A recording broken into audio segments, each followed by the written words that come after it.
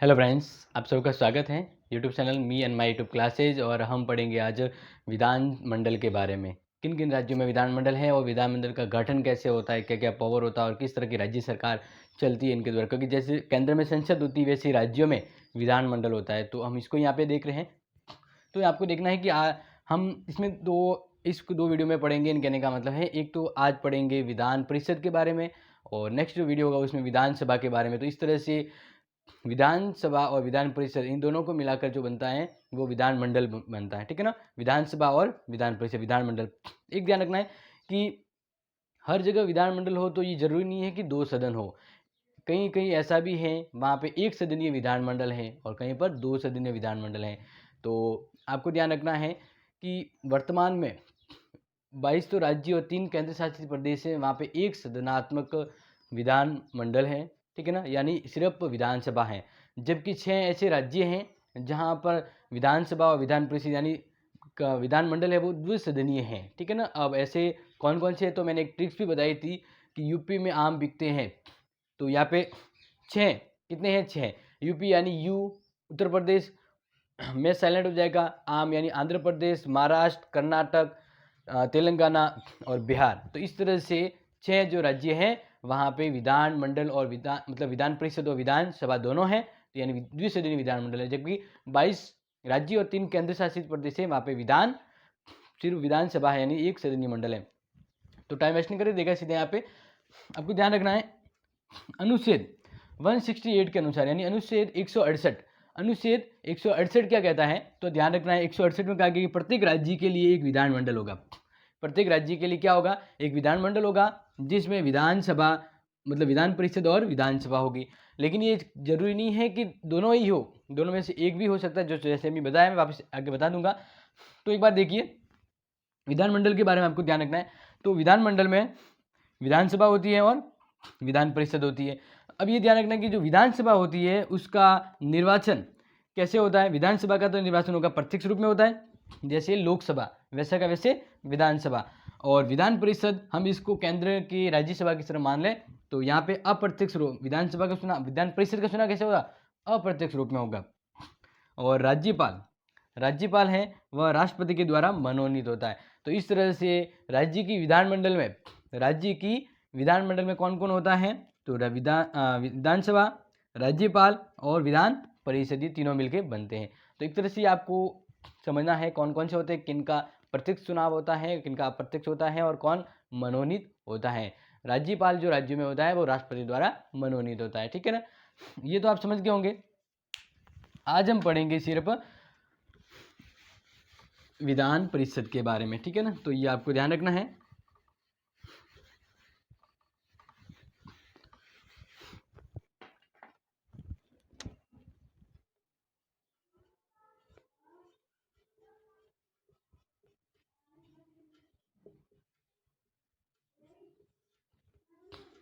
Vidhan Parishad very important topic है और इसको आप ध्यान देंगे। विधान परिषद, और वैसे आपको बता दें कि राजस्थान में विधानमंडल में दो सदन नहीं है, फिलहाल एक सदन है, विधानसभा है। विधान परिषद का प्रस्ताव पास हो चुका है अभी, मतलब हो सकता है कि आगे वाली जो विधानमंडल हो उसमें विधान परिषद का गठन हो जाए। तो संसद के द्वारा ये प्रस्ताव वहाँ से भी पारित हो चुका है। लेकिन फिलहाल ये समझना है कि किस तरह की व्यवस्था चलती है, इसका गठन कैसे होता है, तो इसको यहाँ पे हम समझेंगे। तो ध्यान दीजिए विधान परिषद के बारे में। तो आपको ध्यान रखना है विधान परिषद के बारे में। तो अनुच्छेद 169 169 अनुच्छेद 169 के अनुसार कहा गया है कि ये कहा गया है कि विधानसभा का विधान परिषद का गठन और उन्मूलन हो सकता है। तो यहाँ पे कहा गया है 168 के द्वारा विधानसभा क्या करेगी, विधानसभा ध्यान रखना कुल सदस्यों के बहुमत, उपस्थित सदस्यों के 2/3 बहुमत से बहुमत संकल्प पारित कर दें।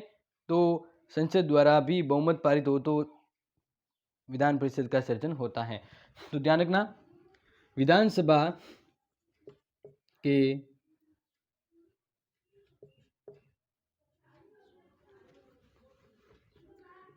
के सदस्य संख्या से बहुमत प्लस जो उसमें उपस्थित है और मतदान में भाग ले रहे हैं, उपस्थित मतदान का 2/3 मत, तो ये पास हो जाए। कहने का मतलब यहाँ से पास हो जाए, ये वाला सिस्टम है, तो ये वाला जब सिस्टम पास हो जाए तो यहाँ से प्रस्ताव पास करेंगे और पास करने के बाद ये प्रस्ताव आता है संसद में। कहाँ आता है? संसद में। और संसद में भी पास हो जाए तब उस राज्य में विधान परिषद का गठन होता है। ठीक है ना, मतलब विधान परिषद है वह इस प्रस्ताव के द्वारा वहाँ विधान परिषद के गठन की प्रक्रिया है वो शुरू हो जाती है। तो आपको ये ध्यान रखना है कि 169 के अनुसार क्या है कि विधानसभा है वह अपने सदस्यों के बहुमत और उपस्थित मतदान में भाग लेने वाले सदस्यों के 2/3 बहुमत से प्रस्ताव पास करेगी और वह प्रस्ताव संसद में भेजा जाएगा। और संसद अगर उस प्रस्ताव को स्वीकार कर ले तो जिस राज्य से प्रस्ताव आया है वहाँ पर विधान परिषद गठन की मंजूरी मिल जाती है। समझ गए होंगे अनुच्छेद 169 क्या है? मंजूरी मिलना विधान परिषद के गठन के बारे में। तो ये व्यवस्था रहती है, आपको ये ध्यान रखना है 169 के अनुसार। अब देखिए, तो फिर जैसे हम बात करें, ये आपको समझ में आ गया 169। अब इसके और क्या नाम है विधान परिषद के? जैसे आपको बताया ना राज्यसभा के अलग अलग नाम होते हैं, वैसे ही इसको हम नाम दे सकते हैं स्थायी सदन। ये जब होगा तो ये स्थायी सदन होता है, ठीक है ना। और इसको उच्च सदन कहेंगे। क्या कहेंगे? उच्च सदन। आपको ये ध्यान रखना है और साथ ही साथ ये ध्यान रखना कि ये द्वितीय सदन हो, नाम क्या जाएगा इसका? द्वितीय सदन। यहाँ तक समझ में आया कि नहीं आया? आपको समझ में आया ना? तो ये आपको स्पेशली ध्यान रखना है। जैसे राज्य मतलब केंद्र में विधान अपने राज्यसभा होती है ना, वैसे की वैसे ही इसका स्ट्रक्चर। थोड़ा सा चेंज इसमें ये है कि यहाँ पे राज्य की विधानसभा ही प्रस्ताव पारित करेगी और कहेगी कि भाई हमारे राज्य में विधान परिषद का गठन होना चाहिए। ये थोड़ा अलग है। अब इनके ये नामांकन होते हैं, ये तो आपको पता लग गया। अब आगे देखिए इस बारे में, तो मैं जो आपको बता रहा हूँ वो ये है कि अनुच्छेद 176 क्या कहता है, आपको ध्यान रखना है। अनुच्छेद 176, तो 176 के अलावा पहले हम देख लेते हैं कि विधान परिषद का गठन। आपको ध्यान रखना है अनुच्छेद 171, 176 बाद में जब आगे पढ़ेंगे तो बता दूंगा। फिलहाल 171 को समझिए। 171 में कहा गया है कि विधान परिषद का गठन। अब ये कंफ्यूजन हो रहे हैं, नहीं हो रहे, तो होना भी चाहिए। तो ध्यान रखना 169 के अनुसार तो कहा गया है कि ये प्रस्ताव गठन के लिए प्रस्ताव पारित किया जाएगा। तो ये विधान परिषद के पारित यानी गठन के लिए प्रस्ताव की व्यवस्था है 169 के अनुसार है। अब ये गठन कैसे होता है, यानी किन किन से मिलकर विधान परिषद है वो बनती है, वो अब हम यहाँ पे 171 के अकॉर्डिंग समझेंगे। तो ध्यान रखना सबसे इम्पोर्टेंट जो चीज़ें हैं वो मैं आपको यहाँ पे बता देता हूँ कि अनुच्छेद 171 के अनुसार कहा गया है कि राज्यों में, जैसे राज्यों में विधानसभा होती है, अब विधानसभा की जितनी संख्या है उसका 1/3 सदस्य ही किस में हो सकते हैं? विधान परिषद में। समझ रहे ना? जैसे मैं आपको बता दूं राजस्थान की विधानसभा में कितने सदस्य हैं? हाँ, कितने सदस्य है? 200 सदस्य है। अब 200 का 1/3 आप निकाल दीजिए। तो 1/3 जब आप निकालेंगे तब अप्रोक्सीमेट यानी लगभग आएगा 65 पॉइंट को समथिंग, यानी 66। तो ये 66 कैसे निकला? यानी राजस्थान की विधानसभा में 200 सदस्य, 200 का 1/3 होता है 65 समथिंग, यानी 66 मान लीजिए। तो जब भी हमारे राजस्थान में विधान परिषद का गठन होगा तो टोटल 6 यानी 66 सदस्य होंगे। तो ये आपको ध्यान रखना है। तो ये मैं आपको लिखवा देता हूं, आपको ध्यान रखना है। सदस्य संख्या कितनी हो सकती है विधान परिषद में? सदस्य संख्या कितनी हो सकती है? तो आपको ध्यान रखना विधान परिषद में विधानसभा की 1/3, वेरी वेरी इंपॉर्टेंट है। विधान परिषद में कितने सदस्य हो सकते हैं? तो विधान परिषद में विधानसभा की 1/3 हो सकते हैं। और ये भी डिसाइड किया गया है, वापस ये भी डिसाइड किया गया है कि जो ये व्यवस्था रहती है, इन व्यवस्थाओं में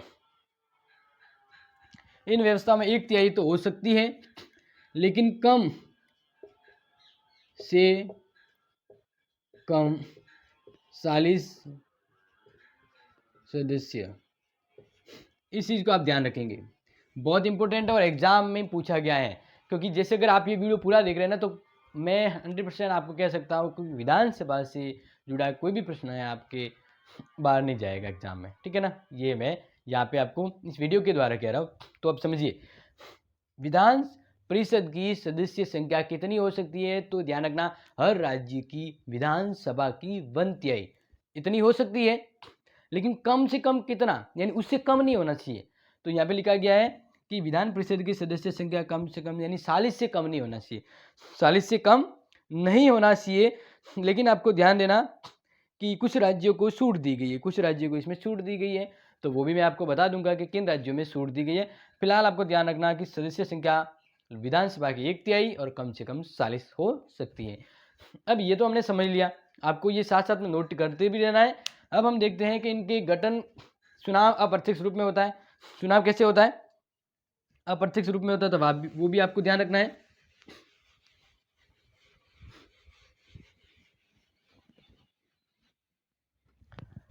तो देखिए,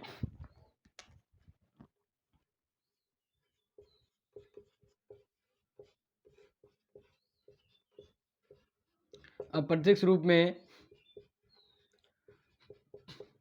आनुपातिक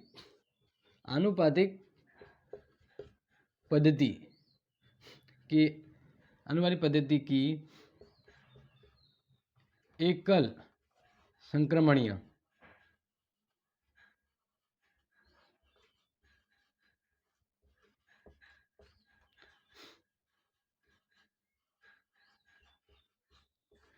तो ये आपको ध्यान रखना है। विधान परिषद का चुनाव कैसे होता है? अप्रत्यक्ष रूप में पहले भी बताया था। और इसके लिए जो चुनाव पद्धति है, आनुपातिक प्रतिनिधित्व पद्धति की एकल संक्रमणीय मत पद्धति के द्वारा। किसके द्वारा होगा? एकल संक्रमणीय मत पद्धति, ये आपको इसको ध्यान रखना है, एकल संक्रमणीय मत पद्धति। इस अकॉर्डिंग राज्य की विधान परिषद का निर्वाचन होता है, समझ गए होंगे। अब इसमें सबसे इंपॉर्टेंट है कि इन सदस्यों का चुनाव कहाँ से होता है। विधान परिषद के सदस्यों का चुनाव कहाँ से होता है, वेरी इंपॉर्टेंट ये वाला है। तो आज अभी इस समय आप तुरंत ध्यान देंगे और ये समझ जाना, आज के बाद विधान परिषद के सदस्यों का निर्वाचन अप्रत्यक्ष रूप से और कहाँ कहाँ से होता है, तो वो आप इस चीज़ को क्लियर कर लीजिए, ठीक है। तो हम स्टार्ट करते हैं। तो सबसे पहले ध्यान रखना है 1/3, ये आप समझ रहे हैं ना, 1/3, ठीक है ना। 1/3 सदस्यों का जो निर्वाचन होगा वो स्थानीय निकाय द्वारा, 1/3 भाग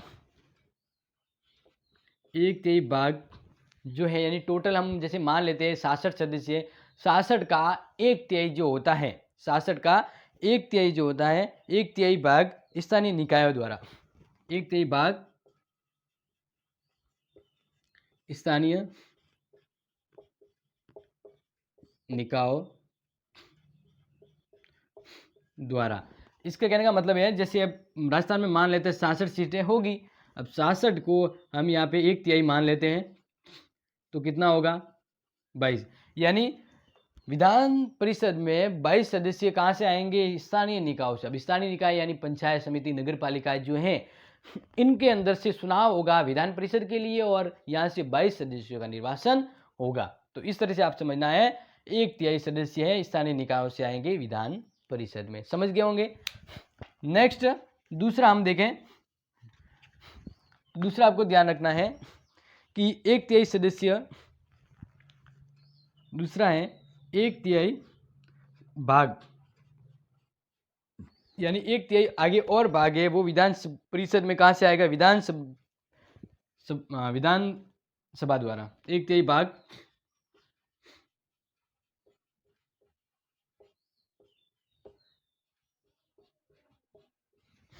यानी विधान परिषद में एक तिहाई सदस्य और कहाँ से आएंगे, विधानसभा से आएंगे। फिर नेक्स्ट आपको ध्यान रखना है कि 1/, यानी 1/12, 1/12 सदस्य है वह वेरी इंपॉर्टेंट, ये कंफ्यूजन करने वाला है, इसलिए आप ध्यान रखना कि एक तिहाई भाग शिक्षकों द्वारा निर्वाचित होगा, शिक्षकों द्वारा, एक तिहाई भाग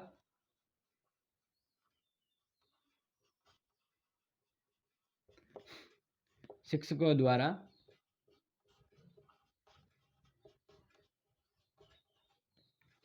निर्वाचित। अब ये शिक्षक हैं वो कम से कम 3 वर्ष तक सेवारत हो, यानी ऐसे गवर्नमेंट सर्वेंट जो 3 साल से ज़्यादा सर्विस करते हुए हो और वे अध्ययन करवा रहे हैं उच्च माध्यमिक या माध्यमिक, उच्च माध्यमिक या माध्यमिक, ये ध्यान रखना। तो ऐसे टीचर जो 3 साल से ज़्यादा समय हुआ उनको पढ़ाते हुए और वे उच्च माध्यमिक और माध्यमिक विद्यालय में पढ़ा रहे, उस श्रेणी के विद्यालय में पढ़ा रहे हैं, तो उनमें से टोटल विधानसभा सदस्य का 1/12 सदस्य, 1/12 सदस्य है वह निर्वाचित होगा। फिर 1/12 सदस्य हैं वह 1/12 जो भाग है स्नातकों द्वारा, ये चीज आप इससे ध्यान रखना। 1/12 सदस्य है वो पंजीकृत स्नातकोत्तर या स्नातकोत्तर द्वारा,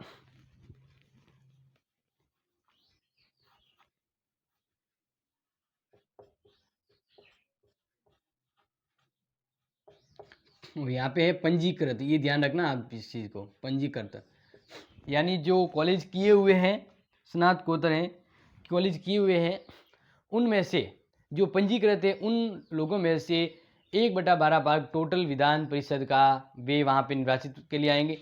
अब ये आप देखिए, ये टोटल मिलाकर है ना, यानी टोटल मिलाकर ये जो है निर्वाचित होते हैं। अब इसमें आप ध्यान रखना, इस पूरी टोटल संख्या का 1/6 भाग राज्यपाल द्वारा मनोनीत, राज्यपाल द्वारा मनोनीत। जैसे आपको पता है ना, राष्ट्रपति राज्यपाल में मनोनीत करता है 12 सदस्य, और वे किसके द्वारा होते हैं, वे कला साहित्य विज्ञान इन क्षेत्रों में से किसी एक, मतलब किसी में से उनका चुनाव होता है, मतलब उनको मनोनीत किया जाता है। तो ऐसे ही राज्यपाल राज्य की विधानसभा में टोटल संख्या का 1/6 सदस्य मनोनीत करेगा। अब मनोनीत का आधार मैंने पहले बताया भी है कि वे किसी विशेष क्षेत्र में, यानी कला साहित्य विज्ञान या समाज सेवा,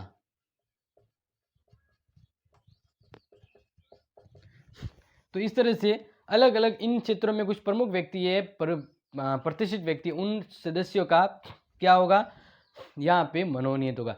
तो अब इस तरह से ये तो होंगे निर्वाचित, क्या होंगे, निर्वाचित, ठीक है, और 1/6 भाग होता है मनोनीत। तो मेरे हिसाब से अब आप ये समझ गए होंगे, ये स्पेशली समझ गए होंगे कि राज्य की विधान परिषद में सदस्यों का निर्वाचन कैसे होता है। तो ध्यान रखना, 1/3 स्थानीय निकायों से विधान परिषद में आएंगे, 1/3 विधानसभा द्वारा होगा, 1/12 यानी 1/12 भाग है जो टीचर है, जो पढ़ा रहे, सेवारत हैं, मतलब 3 साल से ज़्यादा पढ़ाते हुए टाइम हुआ है, और 1/12 भाग जो कॉलेज किए हुए हैं पंजीकृत जो हैं उनके द्वारा होगा, और 1/6 भाग है वो राज्यपाल द्वारा मनोनीत होंगे।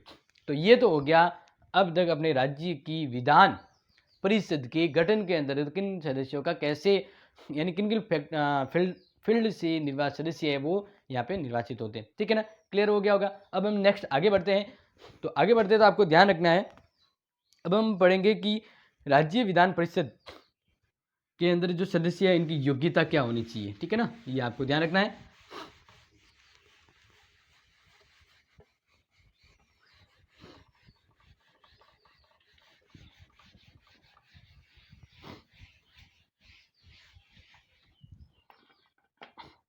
क्योंकि विधान परिषद से प्रश्न आ भी जाए तो आप इस चीज़ को ध्यान रखेंगे। तो सबसे पहले तो आपको एक बार फिर वापस बता देता हूँ कि किन राज्यों में 6 राज्य हैं जहाँ पर द्विसदनीय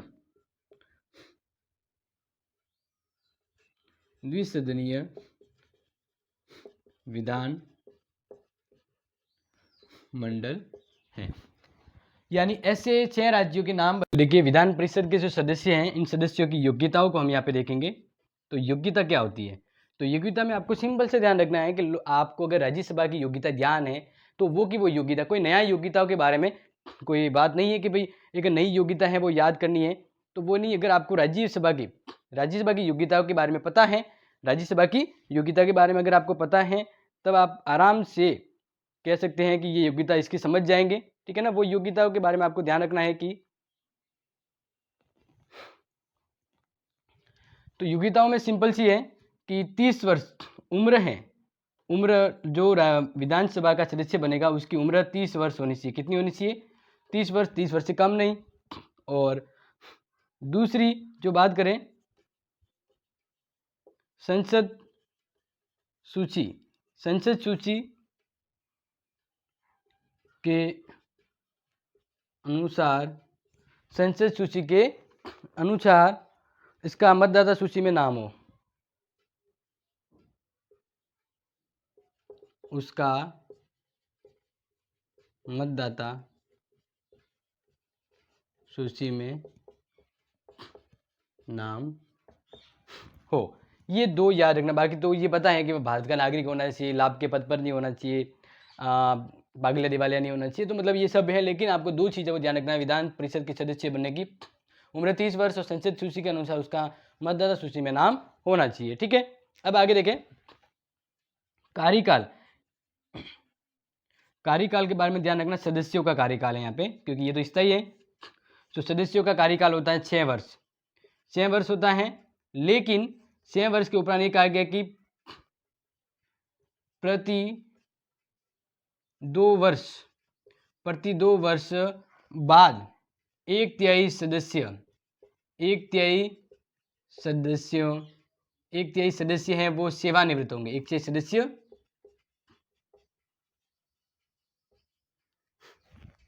ये आपको ध्यान रखना। ठीक है ना। जो मैं बता रहा हूं वो क्या है?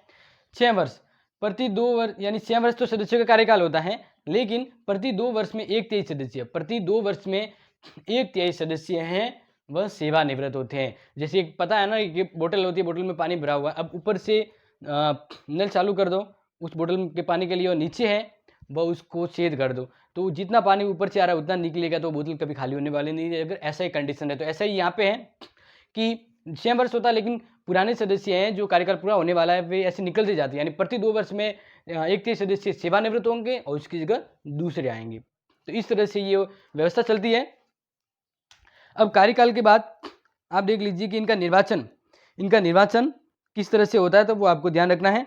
और कार्यकाल के बारे में अगर आपको ध्यान रखना है तो अनुच्छेद 173 है। अनुच्छेद 173 के अनुसार इनके कार्यकाल के बारे में वर्णन किया गया है।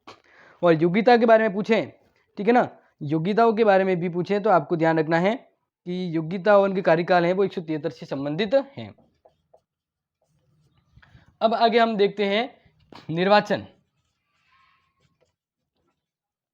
कि इनके विधानसभा के जो सदस्य हैं, विधान परिषद के जो सदस्य हैं, इनका निर्वाचन। तो निर्वाचन के लिए आपको ध्यान रखना अनुच्छेद 174 का भाग है। इसके अनुसार पहले बताया गया है कि कौन सी पद्धति होता है?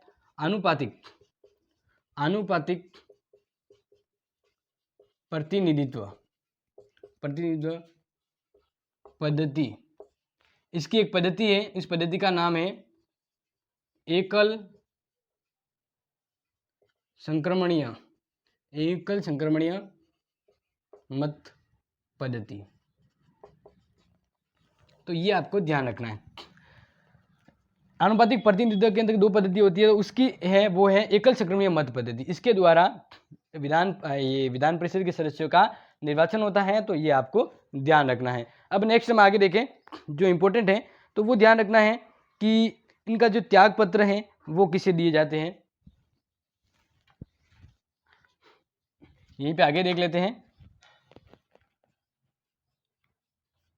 त्याग पत्र, यानी ये जो सदस्य हैं विधान परिषद के सदस्य, ये अपना त्याग पत्र किसे देंगे, ये अपना त्याग पत्र किसे देंगे, तो ध्यान रखना है ये अपना त्याग पत्र है, विधान परिषद के सदस्य अपना त्याग पत्र ये है वो किसको देंगे, तो विधान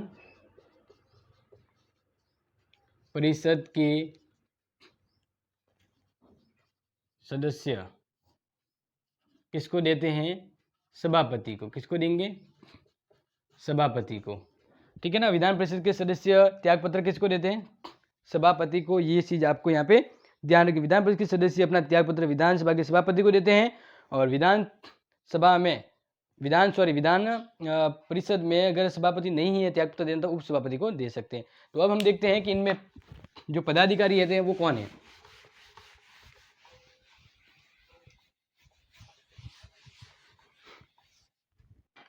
तो ध्यान रखिए यहाँ पे विधान परिषद के पदाधिकारी कौन होते हैं, जो प्रमुख रूप से उस कार्यशैली को काम करते हैं। तो एक होता है सभापति, कौन होता है, सभापति, और एक होता है उप सभापति। और राज्यसभा की तरह यहाँ पे सभापति का कार्यकाल 5 वर्ष नहीं होता है। यहाँ पे ये जो सभापति है वह उन विधान परिषद में से ही एक है, वो सभापति होता है, एक उप सभापति होता है। तो इन दोनों का जो कार्यकाल होता है, दोनों का कार्यकाल होता है वह 6 वर्ष होता है। कितना होता है, 6 वर्ष होता है, जितना वो सदस्यों का कार्यकाल होता है उसी अकॉर्डिंग इनका भी कार्यकाल होता है, ये आपको ध्यान रखना है। और जब उप सभापति अगर नहीं होता है तो मतलब सभापति नहीं होता तो उप सभापति कार्य के रूप मतलब कार्यभार ग्रहण करता है, और ये एक दूसरे को, इन्हें सभापति व उप सभापति के रूप में अलग शपथ नहीं दिलाई जाती, क्योंकि इन्हें जो शपथ है वो सदस्य के रूप में दिलाई जाती है। तो अब ध्यान रखिए शपथ के बारे में, शपथ के बारे में आप ध्यान रखना है, वेरी इंपॉर्टेंट है। तो इस शपथ के बारे में आप ध्यान रखेंगे।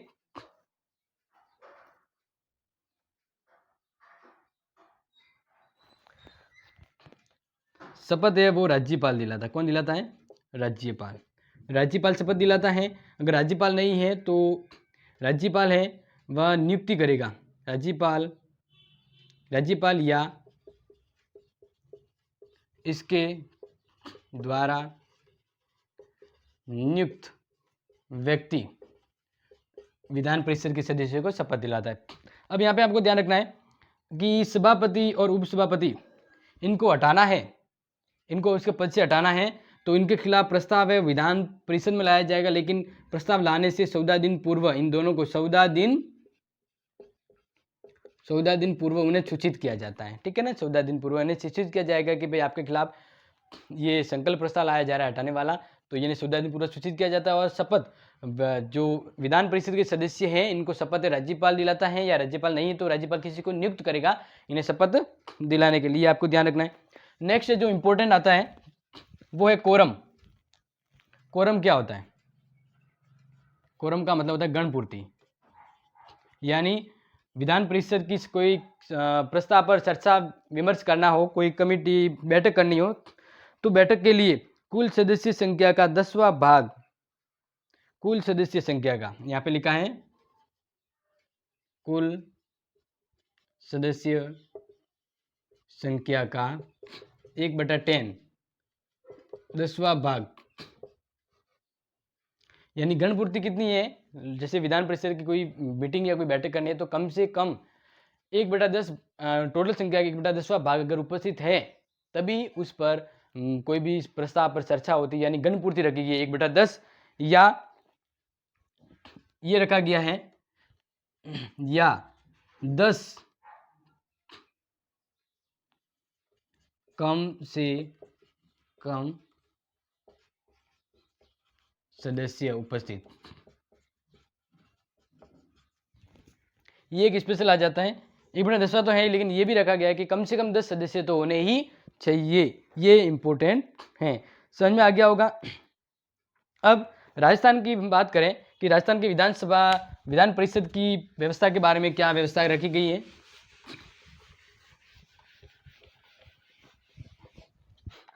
तो ध्यान रखना है कि वर्तमान में राजस्थान में वर्तमान में राजस्थान में विधान परिषद नहीं है, बिल्कुल नहीं है, लेकिन इसका प्रस्ताव पारित हो गया है, संसद ने अभी इसकी अनुमति दे दी है। तो इस अकॉर्डिंग आप ध्यान रखना कि 18 अप्रैल 2012 को 18 अप्रैल 2012 को राजस्थान की विधानसभा ने 66 सदस्य के लिए प्रस्ताव पारित किया था। विधान सभा ने 66 सदस्य विधान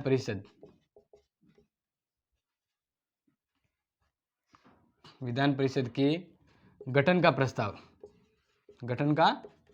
प्रस्ताव पारित कर दिया था। राजस्थान की विधानसभा ने विधान परिषद के गठन के लिए प्रस्ताव कब पारित किया था? 18 अप्रैल 2012 को, जिसमें 66 सदस्य होंगे।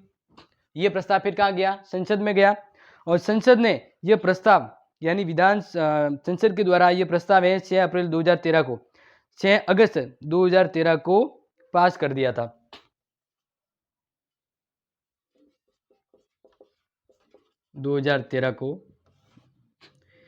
ये जो प्रस्ताव है वो राज्यसभा ने पास कर दिया था। राज्यसभा ने पास किया था। इस तरह से वर्तमान व्यवस्था ये है कि ये राजस्थान में विधान परिषद का गठन किया जा सकता है, और इसमें कितने सदस्य होंगे तो मैंने आपको बता दिया, टोटल 66 सदस्यों के बारे में कहा गया है। तो आई होप आपको ये समझ में आ गया होगा विधान परिषद की कितनी संख्या होगी, कहाँ कहाँ पे विधान परिषदें हैं। तो ये एक बार वापस देख लीजिए, मैंने पहले बताया था कि 6 राज्य हैं, 6 राज्यों में विधान परिषद हैं। विधान परिषद है कितने राज्यों में? 6 राज्यों में। पहले 7 थी, लेकिन जम्मू कश्मीर है वो केंद्र शासित प्रदेश बना दिए जाने से वहाँ पे विधानसभा है, विधान परिषद नहीं है। यानी 6 राज्यों में विधान परिषद है। कहने का मतलब है 6 राज्य ऐसे हैं, ये 6 राज्य ऐसे हैं, ठीक है ना, जहाँ पे विधानमंडल द्विसदनीय है। विधानमंडल द्विसदनीय है। द्विसदनीय का मतलब वहाँ पे विधान परिषद भी है और विधान सभा भी है। तो अब ध्यान रखना 22 तो राज्य प्लस 3 केंद्र शासित प्रदेश, 3 केंद्र शासित प्रदेश हैं। इनमें सिर्फ क्या है? विधानमंडल एक सदनीय है, विधानसभा ही है, यानी एक सदनीय। ध्यान रखना 3 दिल्ली, पांडुचेरी और जम्मू कश्मीर, यहाँ पे सिर्फ विधानसभा ही है, ठीक है ना। और 22 राज्य जहाँ पे एक सदनीय विधानमंडल है, यानी एक सदनीय मतलब सिर्फ विधानसभा है। जबकि 6 ऐसे राज्य हैं जहाँ पे विधान परिषद भी है और विधानसभा भी है। अब 6 राज्यों के लिए मैंने ट्रिक पहले बता दी थी, वो ट्रिक थी यूपी में आम बिकते हैं। यूपी में आम बिकते हैं। तो देखो पहला तो हो जाएगा यूपी, पहला कौन सा हो जाएगा? यूपी। और दूसरा हो जाएगा आंध्र प्रदेश, म पे आ जाएगा महाराष्ट्र, और बी पे आ जाएगा चौथा बिहार, और क पे पांचवा आ जाएगा कर्नाटक, और ते पे आ जाएगा छठा है तेलंगाना। इस तरह से 6 राज्य हैं जो भारत में, इन 6 राज्यों में द्विसदनीय विधानमंडल हैं, लोकसभा और राज्यसभा दोनों है। तो अब इससे संबंधित अगर कोई कंफ्यूजन है कि अब सर ये समझ नहीं आया, तो आप जरूर कमेंट बॉक्स में शेयर करें, और इस वीडियो को ज़्यादा से ज़्यादा आगे शेयर करें और सब्सक्राइब करें, ताकि नया वीडियो तुरंत मिलेगा। और नया वीडियो है उसमें हम पढ़ेंगे विधानसभा के बारे में और फिर दोनों के विधानमंडल के कार्य शक्तियों के बारे में, ठीक है ना। तब तक बने रहिए and safe and secure. Thank you, have a nice day.